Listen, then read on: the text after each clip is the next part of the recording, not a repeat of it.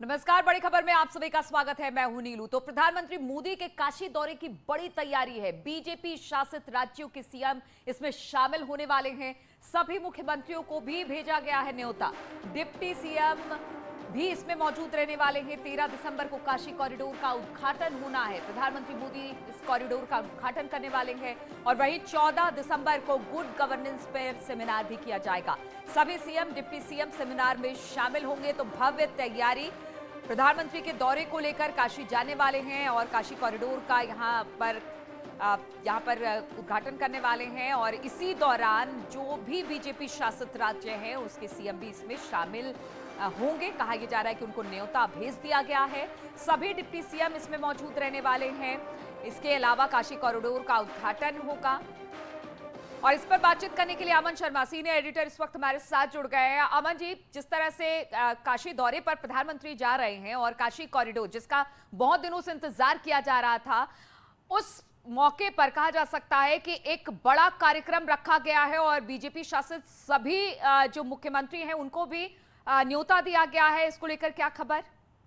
जी बिल्कुल, ये बड़ा ही काफी बड़ा कार्यक्रम बीजेपी करने जा रही है। काशी विश्वनाथ धाम प्रोजेक्ट की शुभारंभ पर प्रधानमंत्री, जैसे मैं मालूम था कि 13 तारीख को इस प्रोजेक्ट को शुभारंभ करेंगे, पर अब जो सुनने में आ रहा है कि प्रधानमंत्री 2 दिन बनारस में रहेंगे, 13 को और 14 को। और बीजेपी शासित प्रदेश जो है उनके सबके मुख्यमंत्री, सबके उप मुख्यमंत्री, तकरीबन 17 से 18 ऐसे शीर्ष नेता बनारस में उनको न्योता दिया जा रहा है आने के लिए। विश्वनाथ धाम के शुभारंभ के मौके पर वो रहेंगे, प्रधानमंत्री जब वहां रहेंगे। उसके बाद 14 तारीख को एक मुख्यमंत्रियों का सम्मेलन भी होगा, जो सुनने में आ रहा है कि प्रधानमंत्री उनको गुड गवर्नेंस के टिप्स देंगे और कोरोना के खिलाफ जैसे लड़ाई हुई, वैक्सीनेशन को आगे कैसे बढ़ाना है, इस पर भी हो सकता है प्रधानमंत्री मुख्यमंत्रियों को टिप्स दें। इसके अलावा जो सुनने में आ रहा है कि प्रधानमंत्री अगले 2 हफ्तों में कम से कम 3 या 4 बार उत्तर प्रदेश आएंगे। वो कल गोरखपुर आ रहे हैं, उसके बाद बातचीत है कि 11 तारीख को वो बलरामपुर आ रहे हैं, उसके बाद 13 और 14 को बनारस आ रहे हैं और हो सकता है कि 18 या 19 तारीख को प्रधानमंत्री दोबारा यूपी आए जब गंगा एक्सप्रेसवे का शिलान्यास हो। तो क्लियरली मॉडल कोड लगने से पहले, इलेक्शन का मॉडल कोड लगने से पहले पीएम के दौरों में बढ़ोतरी हुई है और 3 से 4 बार प्रधानमंत्री केवल अगले 2 हफ्तों में यूपी आने का उनका प्रोग्राम पता चल रहा है। बिल्कुल, जिस तरह से बात हो रही थी काशी कॉरिडोर की और इसको लेकर हमेशा से जो प्रधानमंत्री हैं वो खुद देख रहे थे कि किस तरह से इस कामकाज को आगे बढ़ाया जा रहा है। एक पुरानी काशी और एक नई काशी, और इस काशी कॉरिडोर के उद्घाटन के मौके पर भी एक भव्य तैयारी की जा रही है। और उत्तर प्रदेश के लिहाज से ये जो कार्यक्रम रखा जा रहा है इस दौरान, वो कितना अहम है? जी बिल्कुल, देखिए प्रधानमंत्री का ये सबसे प्रिय प्रोजेक्ट है, सिग्नेचर प्रोजेक्ट है काशी विश्वनाथ धाम। इसी का उसका शिलान्यास भी प्रधानमंत्री ने खुद किया था। और कुछ दिन पहले जो इस प्रोजेक्ट के आर्किटेक्ट हैं विमल पटेल जी, उन्होंने मुझे ये बताया था कि प्रधानमंत्री इस प्रोजेक्ट में बहुत ही क्लोजली इन्वॉल्व रहे हैं शुरू से। इसके कॉन्सेप्चुअलाइजेशन में घाट कैसे बने, कैसे प्रोजेक्ट जो है पूरा डिसेबल्ड के लिए एक्सेस फ्रेंडली रहे, हर चीज पे पीएम ने इस पे टिप्स दिए हैं आर्किटेक्चर में। और इसी कारण से जो 1 महीने का पूरा इनफैक्ट दिव्य काशी प्रोग्राम भी है जो 12 दिसंबर से शुरू होगा और जनवरी तक चलेगा, जिसमें विभिन्न तरह के अलग अलग कार्यक्रम भी बीजेपी करने जा रही है। क्लियरली काशी विश्वनाथ धाम प्रोजेक्ट जो है बीजेपी का एक बहुत बड़ा एक प्रोजेक्ट है जो इलेक्शन के पहले बीजेपी लॉन्च कर रही है, इसे दिखाने के लिए कि कैसे काशी का कायाकल्प किया जा रहा है।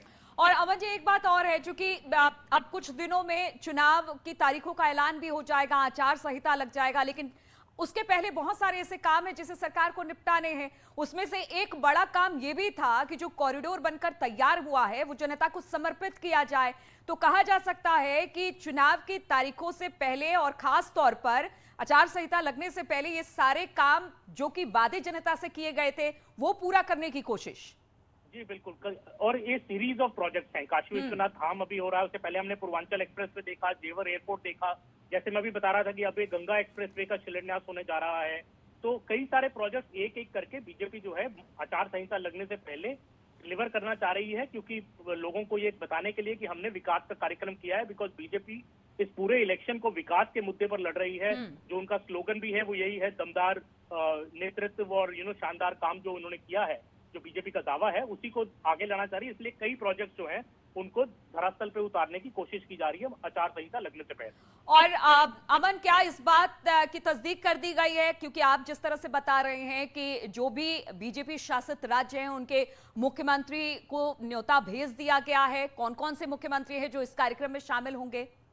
जी, सभी बीजेपी शासित प्रदेशों के मुख्यमंत्री और उप मुख्यमंत्री को न्योता भेजा जा रहा है। मेरे हिसाब से सभी स्टेट्स के मुख्यमंत्री, जितने भी हरियाणा हो, कर्नाटक हो, उत्तराखंड हो, हिमाचल हो, सभी के मुख्यमंत्रियों को न्योता दिया जा रहा है। उप मुख्यमंत्री भी बिहार में जैसे 2 उप मुख्यमंत्री हैं, यूपी के खुद 2 उप मुख्यमंत्री हैं, त्रिपुरा के भी उप मुख्यमंत्री हैं। इन सभी स्टेट्स, नॉर्थ ईस्ट के भी जितने मुख्यमंत्री हैं बीजेपी शासित प्रदेशों के, सबको न्योता भेजा जा रहा है बनारस आने के लिए 13 और 14 तारीख को।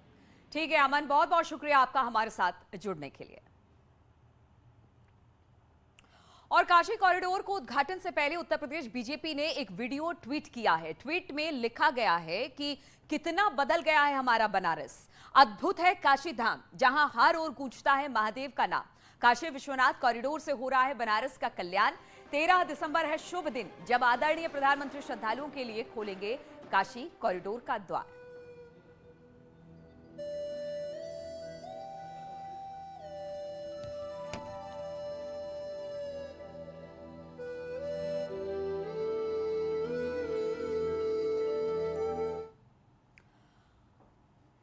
और 6 दिसंबर के दिन न्यूज 18 संवाददाता अनामिका सिंह ने अयोध्या के मुसलमानों से डिप्टी सीएम केशव मौर्य के बयान पर प्रतिक्रिया ली।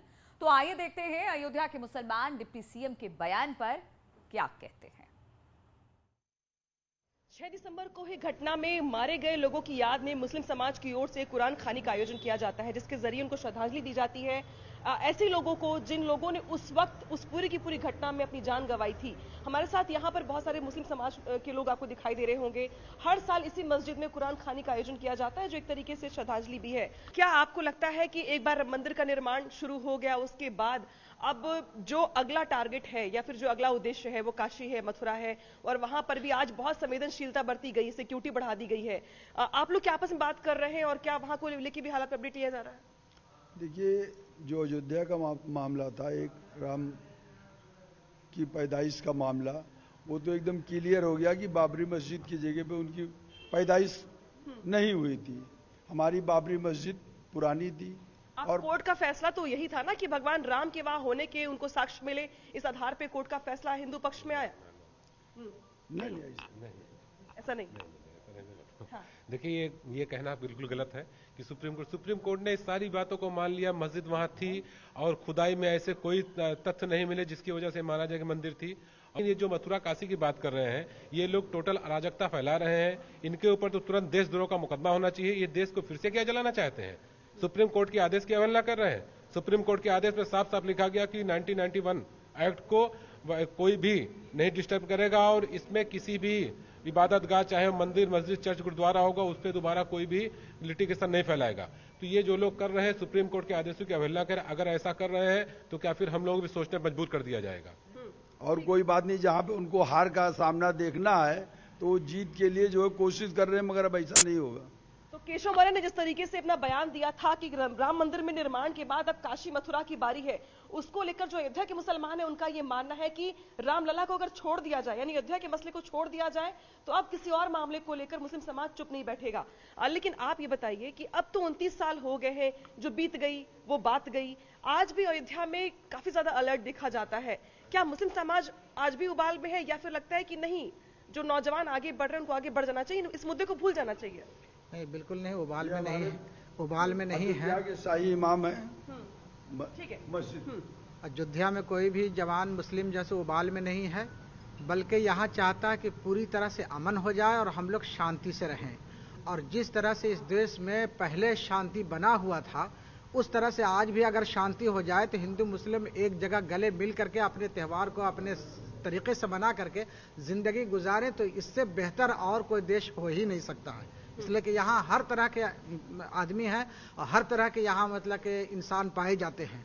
तो इस वजह करके यहाँ हम लोग यही चाहते हैं कि अब किसी तरह का कोई और बवाल खड़ा न किया जाए, जिससे आपस में नाइत्तेफाकी हो और एक दूसरे के दुश्मन बन जाए। आज ही के दिन मथुरा में कुछ लोगों ने इस तरीके का जो स्टैंड लिया है और कहा है कि वो जाकर के जो है ईद शाही जो ईदगाह है वहां पे जाके नमाज पढ़ेंगे या कुछ भी इस तरीके का आयोजन करेंगे। क्या आपको लगता है कि इस तरीके के माहौल में ये सब चीजें जो है वो और माहौल को गरमाएंगी?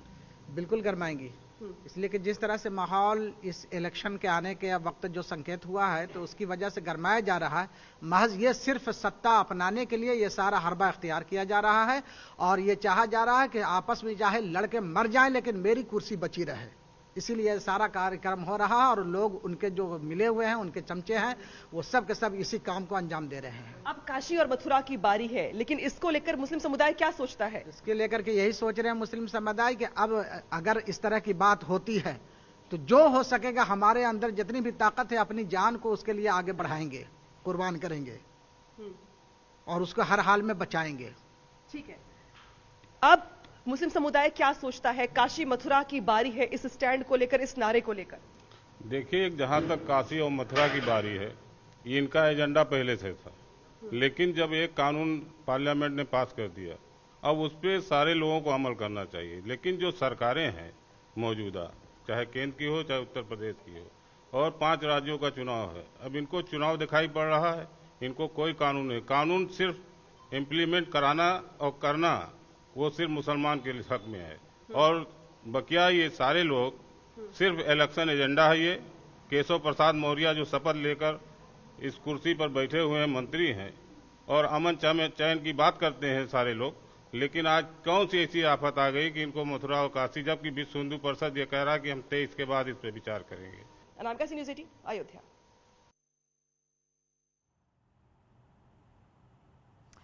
तो किस तरह से ये मुसलमानों की राय आप सुन रहे थे, क्योंकि बताया जा रहा था केशव प्रसाद मौर्य की तरफ से जो बयान आया था उसको लेकर यही कहा जा रहा है कि इस मुद्दे को उठाया जा रहा है, क्योंकि उन्होंने कहा था कि अयोध्या तो हो गया, अब मथुरा की बारी है, और इसी को लेकर मुसलमानों की प्रतिक्रिया हम जानने की कोशिश कर रहे थे। और अयोध्या के मुसलमानों की राय भी हमने सुनाई। उन्होंने कहा कि सिर्फ ये महज इलेक्शन को लेकर ही इस तरह के बयान सामने आ रहे हैं, बल्कि अयोध्या के जो मुस्लिम्स हैं उन्होंने यही कहा कि राम मंदिर बन गया है और हम तो शांति से अपना जीवन जीना चाहते हैं, सभी भाईचारे के साथ रहकर हर त्योहार एक साथ मनाते हैं।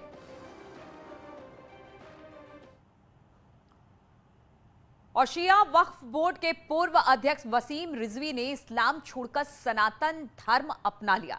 वसीम रिजवी का नया नाम होगा जितेंद्र नारायण सिंह त्यागी। हम आपको बता दें कि गाजियाबाद के डासना मंदिर में उन्होंने पूरे विधि विधान के साथ हिंदू धर्म को अपनाया। इससे पहले वसीम रिजवी ने कहा कि ये धर्म परिवर्तन का मामला नहीं है, जब मुझे इस्लाम से निकाल दिया गया तो अब मैं कोई भी धर्म स्वीकार करूं। उन्होंने सनातन धर्म की जमकर तारीफ भी की।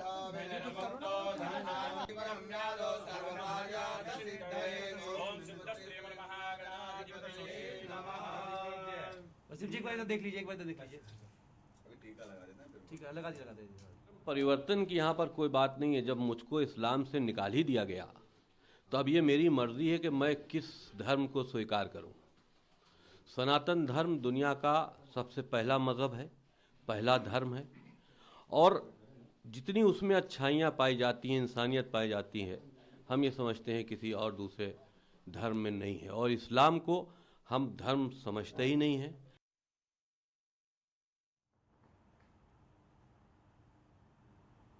और इस मौके पर यति नरसिंहानंद सरस्वती ने वसीम रिजवी की तारीफ करते हुए कहा कि उन्होंने काफी सोच समझकर यह फैसला लिया। उन्होंने दावा किया कि और भी लाखों मुसलमान रिजवी के रास्ते पर चलना चाहते हैं। तो मानवता की रक्षा के लिए बहुत बड़ा काम किया उन्होंने। देखिए, किताब को पढ़ा, कुरान को पढ़ा, मुसलमानों का इतिहास को पढ़ा, इस्लामिक इतिहास को पढ़ा, और उन्होंने इस्लामिक इतिहास को पढ़ने के बाद ये तय किया कि भाई ये मानवता विरोधी है, तो उन्हें बुरा नहीं माना जाता। लाखों करोड़ों मुसलमान हैं जो उन्हें अपना आदर्श मानते हैं, लाखों करोड़ों मुसलमान हैं, लेकिन सब में इतनी हिम्मत नहीं होती, क्योंकि आप देख रहे होंगे कि हर शुक्र को वसीम रिजवी जी के सिर पर इनाम बढ़ा दिया जाता है। हर शुक्र को इनाम उनके सिर पर लगातार बढ़ रहा है, तो लोगों को डर लगता है कि कहीं उनका कत्ल ना हो जाए। कत्ल की वजह से लोग आज पीछे बैठे हुए, नहीं तो लाखों करोड़ों मुसलमान आज वसीम रिजवी जी के रास्ते पर चलने को तैयार हो गए। और रुकते हैं छोटे से ब्रेक के लिए।